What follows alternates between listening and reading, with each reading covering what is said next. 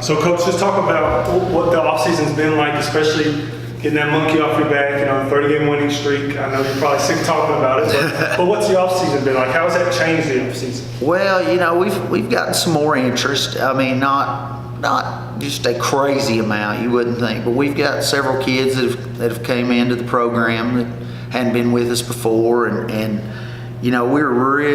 we've been real fortunate with the off-season attendance. That's been the big thing because obviously our football-only kids really have been here, and we've had great attendance there. But my multi-sport guys, they've really bought into what we're trying to do in the weight room, getting stronger, and they're always sending me messages. Hey, can you stay a few minutes after we get out of basketball and come over and get a lift? And they've been coming in a couple times a week, lifting after basketball practice. Keep their strength, trying to get a little stronger, and then we've even implemented a little CrossFit thing that some kids have been doing as a side thing. It's really built some relationships on the side with some kids, and we come out here on the weekends, and it's been good. And so let's just touch on last year's group just a little bit. I mean, a great group of leaders, what they accomplished. And you can look around in here. We redecorated a little bit from that night. The pictures in here. Those kids. They were here from most of those guys that stuck out. Especially the captains from last year. I spent a lot of hours with them, and I miss them. I miss having Shade Tree in here. He'd been in the weight room every day, since I got here, and he was a kid that, I'm gonna miss. I had a weightlifting belt. I told him to take it home because I had a special order for him. And like the 4X jerseys. 4X jerseys. I don't know what we're gonna do. Right. But he's a special kid. We, watching him graduate the other night, it kind of closed a chapter on those guys. But him, Jackson, Marshall, Brandon, all of them, we the linemen, the linemen been joking a lot of who you going to yell at now because Brandon's gone, and he was a kid too. I remember Brandon Fillers.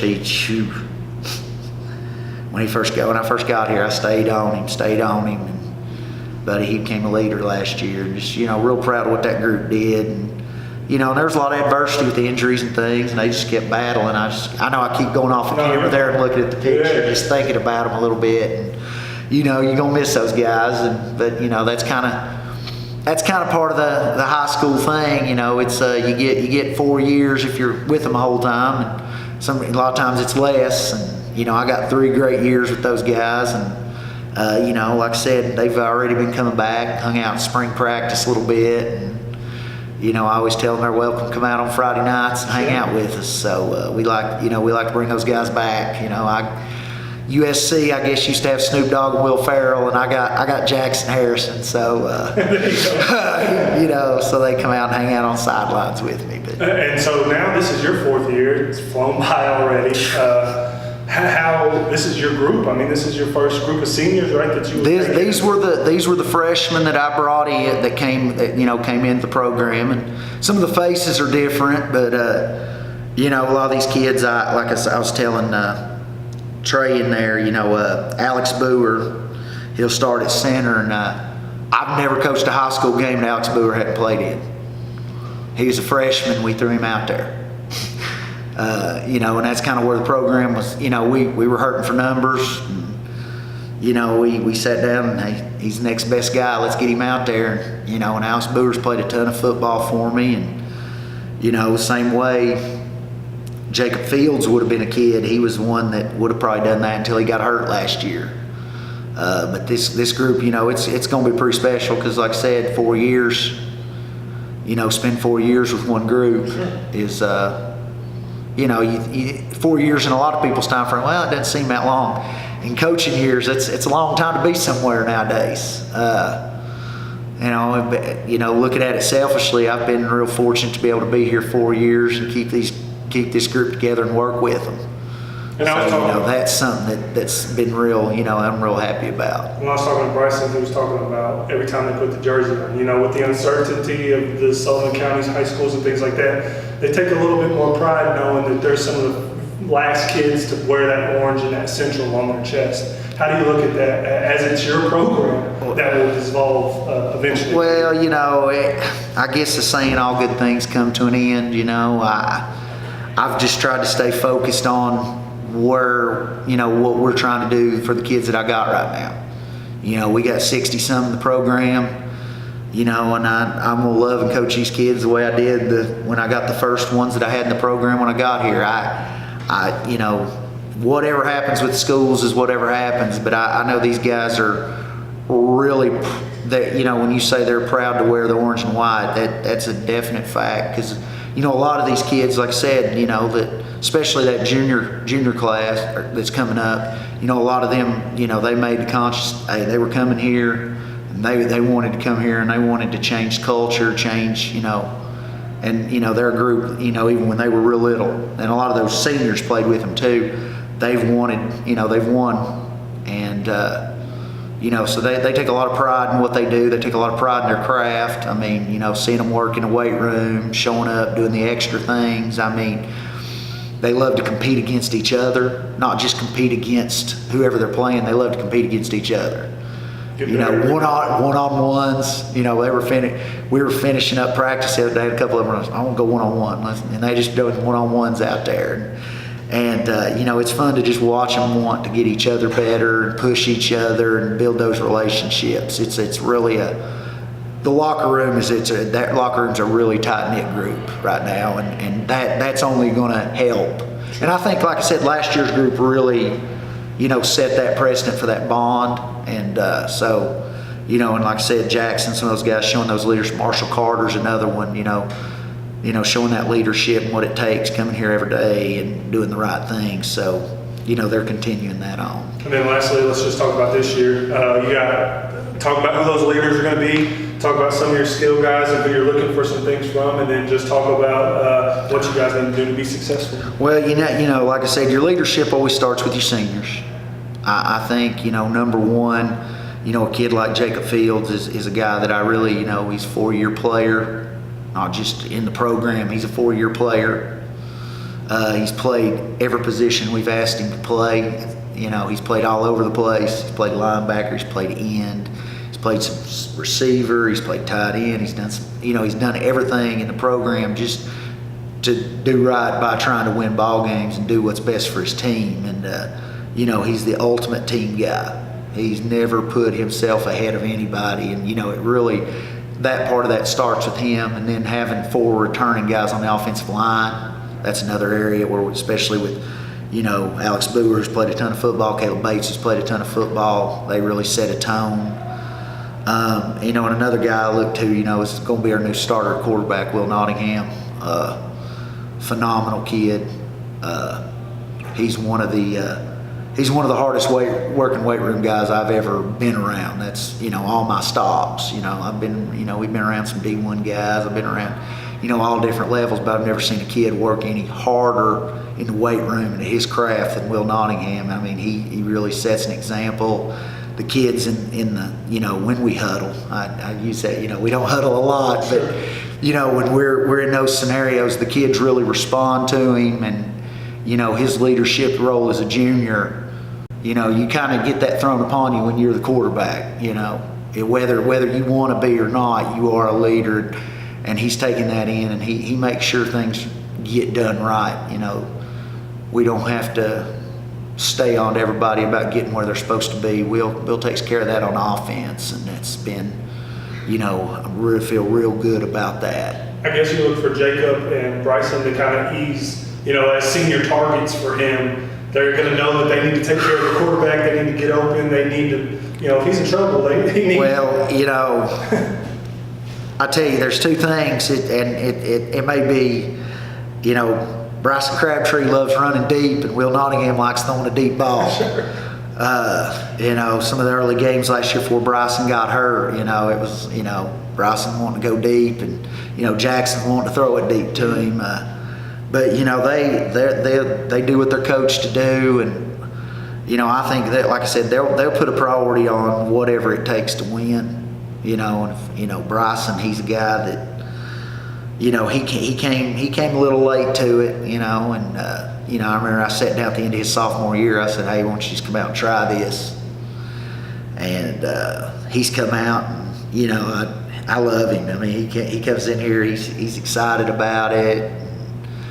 Comes out, does CrossFit with us, and works his tail off, and he's put on a lot of muscle. When I first saw him, I was like, whew, he's kind of.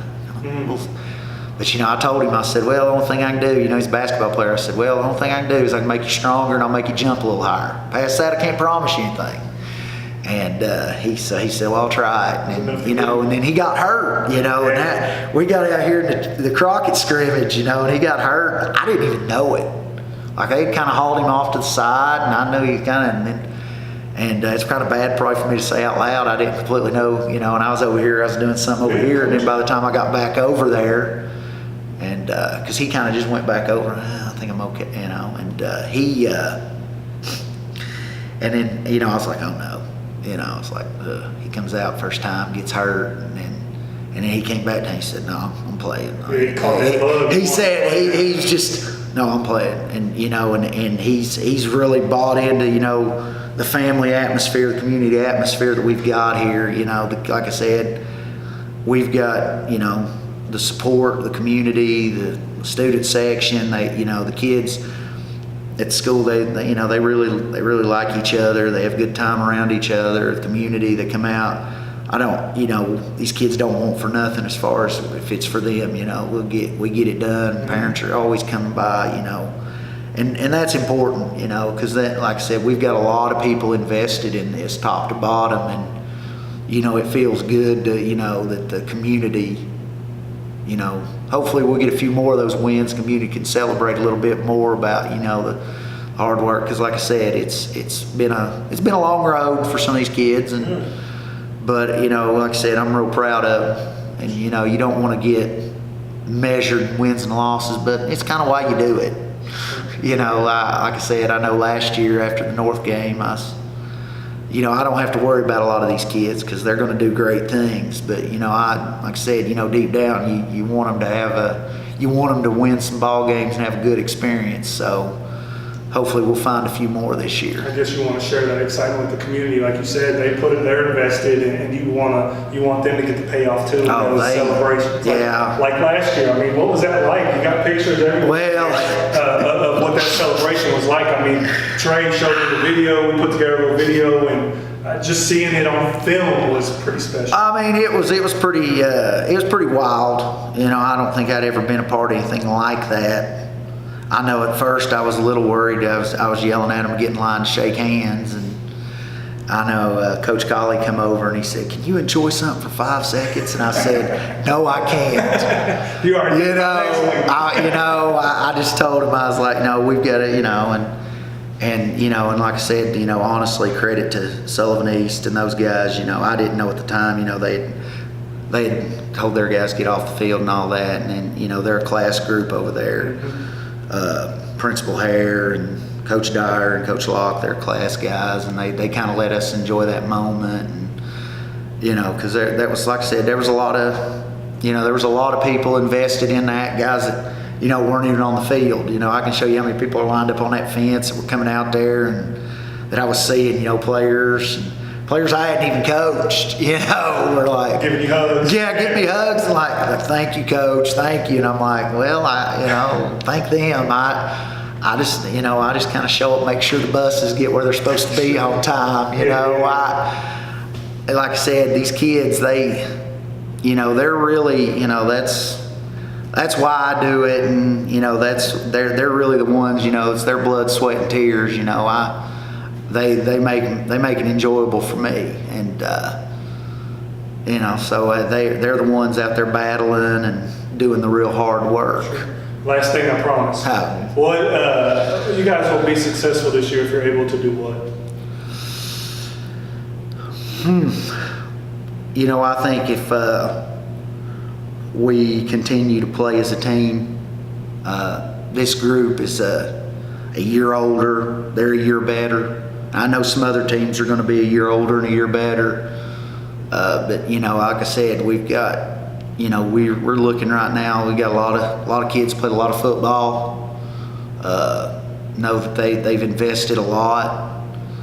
And I think, you know, if they're here, they're playing together as a team, and I think we've got a chance to, you know, find a few more of those wins, you know, and that's always you know, everybody's looking for them. You know, there's nobody, you know, that wants to go home empty-handed, wants to go home, you know, on that bus ride back or go back to the locker room after a game. You know, after you lose, you don't want that feeling. But this group is, you know, they've, and I've said this before, but you know, this group again, they've really paid the price. They're continuing to work. You know, we've done some things. We've added to the, you know, we're kind of raising the bar on some challenges on them too, and you know, they've met some of those challenges. But I think if, you know, we show up, do the things we've been doing, continue just to get better. I know those are cliches, and you're going to get that, but I think if this group really, you know, stays that course that they've really set the course. It's really not as much, you know, I'm here to, like I said, to make sure they got the opportunities. They're the ones calling me saying, hey, coach, after basketball, can I come in and lift? And, you know, and again, and that's a credit to the community and everything else. You know, Coach McGee encouraging them to lift, our basketball coach, you know, Coach Colley encouraging them to lift in season. You know, I mean, those are the things that have really, you know, helped us grow these kids. And, you know, like I said, taking that, and that's them taking the ball and running with it. You know, when they're in other sports, you know, it's easy to go home after practice. I just ran, you know, I've been at basketball for 2.5 hours. These guys, they're calling, hey, can you keep it open 15, 20 minutes? They're the ones that are really setting. You know, I'm just here saying, hey, I'm here if you need me. The man with the And key. I'm the man with the key. That's really all I'm doing. I mean, they come in there and you know, and they'll come in and they work out on their own. You know, I just sit in there and watch them, make sure, you know, but you know, that's the thing. They've led themselves to that point. And when you've got that kind of leadership and you know, athlete-led involvement, and you know, they're the ones they call kids. You know, they're coming to me now, Coach, I checked on, and you know, they'll tell me, you know, and I'm like, yeah, I talked to them today. But you know, they're doing that now. Used to, we'd get here, where's so-and-so? Oh, I don't know. Well, he's your teammate. Let's find him. Yeah. You know, and they, you know, and that's that family atmosphere that you're trying to build in. And I think this group really understands, you know, when your family, you got to know where your family's at. You got to pick them up when they're down, and those are some things these guys have really done. And you know, and that's probably, you know, like I said, the community and the family. I think if we do that, but we continue to stay that course, we'll be all right.